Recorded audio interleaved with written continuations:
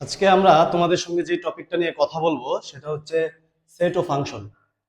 যারা ক্লাস 9 এবং 10-এ পড়ো, যারা সেট সম্পর্কে কিছু জানোই না, নতুন 9-এ উঠছো অথবা তোমরা 10-এ পড়ো, যে সেটে একটু দুর্বলতা আছে, বেসিকটা ক্লিয়ার না, আজকের আমার এই ক্লাসটা তোমরা যদি করো তোমাদের সেটের একদম বেসিকটা একদম ক্লিয়ার হয়ে যাবে।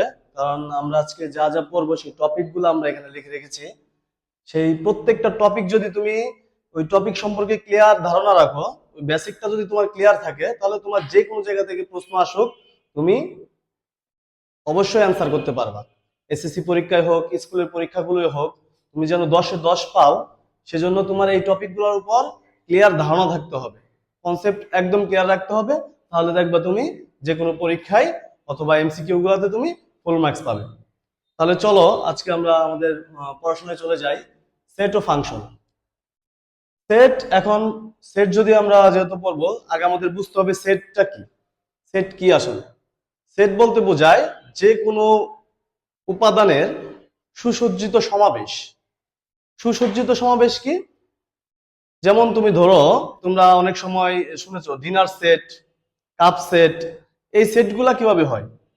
ওইখানেও তোমরা সেটের নামগুলো শুনেছো। অর্থাৎ একটা ডিনার সেট কিভাবে হয়? একটা ডিনার সেট কিছু কাপ, কিছু প্লেট, কিছু গ্লাস সবগুলো একসঙ্গে সাজানো থাকে, বিদায় সেটা হচ্ছে সেট। অর্থাৎ আমাদের এইখানেও যে কোনো বিষয়, যে কোনো বস্তুর উপর তুমি যদি সুন্দর করে সাজাও, সেটাই হবে সেট। তাহলে চলো আমরা তোমাদের দেখাই। আমরা যদি তোমাদের বলি যে 1 থেকে 10 পর্যন্ত সংখ্যাগুলোকে তুমি সংখ্যাগুলোর একটি সেট তৈরি করো, তাহলে তুমি কি লিখবা? তুমি ফার্স্টে লিখবা কি?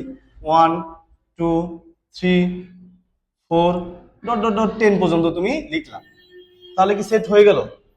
অবশ্যই সেট হতে হলে তোমাকে সেকেন্ড ব্র্যাকেট দ্বারা আবদ্ধ করতে হবে। যখনই তুমি এই যে 1 থেকে 10 পর্যন্ত সংখ্যাগুলোকে সেকেন্ড ব্র্যাকেট দিয়ে আবদ্ধ করলা, তখন তোমার এটা একটা সেট প্রকাশিত হলো। এবং সেটকে অবশ্যই ক্যাপিটাল লেটার দ্বারা প্রকাশ করবা তোমরা। এ একটা ক্যাপিটাল লেটার।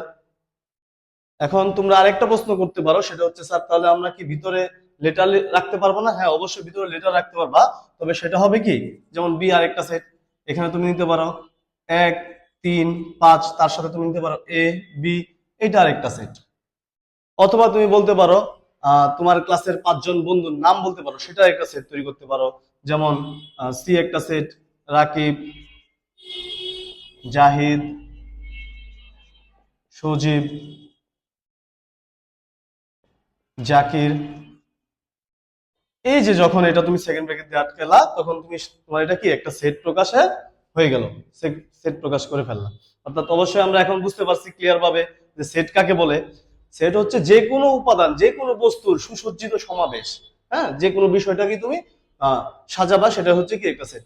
আরো সহজভাবে বলতে পারলে, তোমার কাছে 3টা ফুলদানি আছে, একটার মধ্যে গোলাপ, একটার মধ্যে তুমি রাখছো রজনীগন্ধা, একটার মধ্যে গাঁদা। এখন তোমার কোনো বন্ধু বলতে পারে গোলাপটা আগে রাখ, রজনীগন্ধাটা পরে, তার অথবা গাঁদাটা তারপরে। আবার কারো কারো মত ভিন্ন হইতে পারে যে না, আমি গাঁদা ফুলটাকে আগে রাখবো, গোলাপটা মাঝখানে, রজনীগন্ধাটা পরে। এই যে এক একজন এক একভাবে সুন্দর করে সাজায়, এটাকে সেট বলে। আশা করি তোমরা বুঝতে পেরেছো। ওকে, আচ্ছা।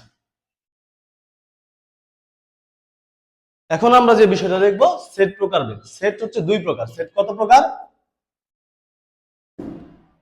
সেট 2 প্রকার, যথা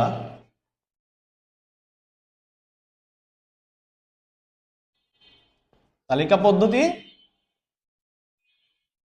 2, সেট গঠন পদ্ধতি। ওকে, তাহলে আমরা জানতে পারলাম সেট 2 প্রকার, একটা হচ্ছে তালিকা পদ্ধতি আর একটা হচ্ছে সেট গঠন পদ্ধতি। তালিকা পদ্ধতি কি? তালিকা পদ্ধতিতে অলওয়েজ তোমরা সংখ্যা পাবা। অলওয়েজ কি পাবা?